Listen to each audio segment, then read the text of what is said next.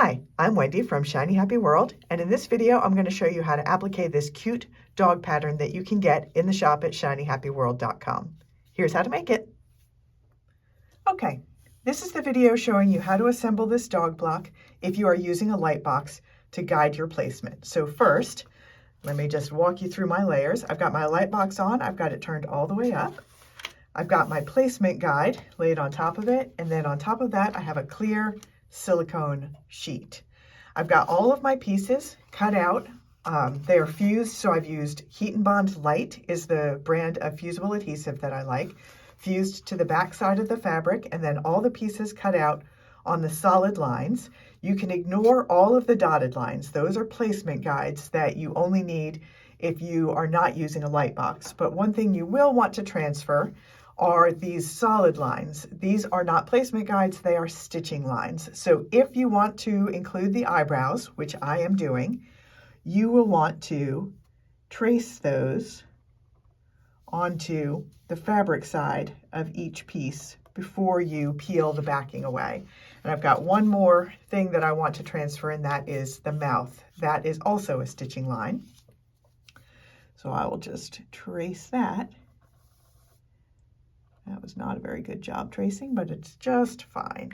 And I just use a Sharpie, a fine tip Sharpie. It is a permanent pen, but that's okay. I'm going to stitch over these lines with black pen or black thread. So the fact that there's a permanent black marker hidden underneath that black thread really doesn't matter. Nobody's ever going to see it. All right, now we're going to start laying down the pieces. So we're going to start with piece number 1.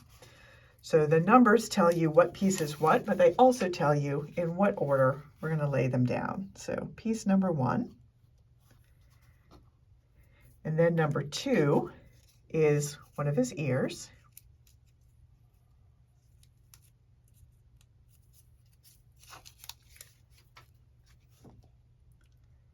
Let's get that where it goes. And then number 3 is his other ear. So all of these brown fabrics are part of the Grizzly blenders that are part of my Animal Kingdom collection of colors that are just very natural colors. So now we're up to piece number 4, which is the head.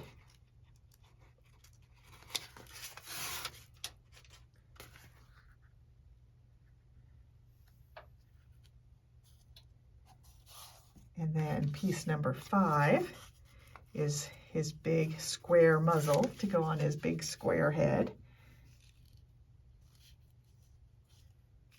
There we go. And then 6 is his nose.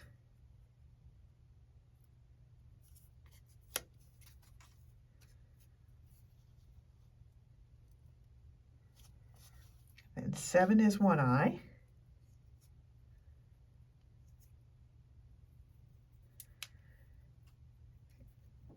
Goes right there, and I have lost his other eye. Where did that go? Oh, dropped it on the floor. 8 is the last piece. So this is a really simple guide, just 8 pieces. They're all big, chunky. They're going to be very easy to outline. Even these eyes are pretty big ovals. All right, now I've got everything positioned where I want it. I'm going to carefully lift up this silicone sheet and carry it over to my ironing board. And then I'm going to fuse all these pieces in place right on the silicone mat. I'm going to let them cool, and they will then stick to each other, but they'll be able to peel up from the silicone sheet. So I will be able to peel this up as one big fused piece, and then I can lay it on my background block, do the final fuse to get that in place. As soon as you fuse fabric to fabric, that's permanent.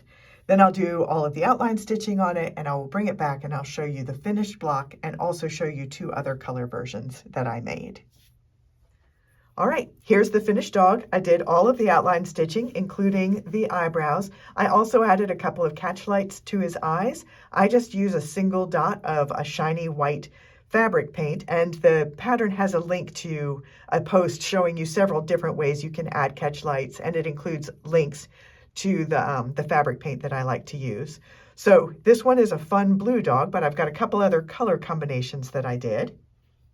So Here's a more realistic brown dog. These are all grizzly blenders from my Animal Kingdom color palette. Those are all colors that are kind of realistic animal colors. I'm gonna have one more super fun version.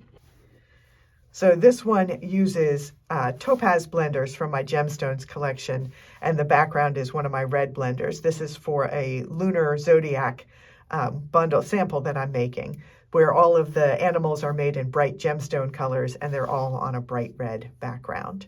So that is how you make this cute dog applique pattern. Again, you can get the pattern at shinyhappyworld.com. There's a link in the description below. I'm Wendy from Shiny Happy World, and I will see you next time.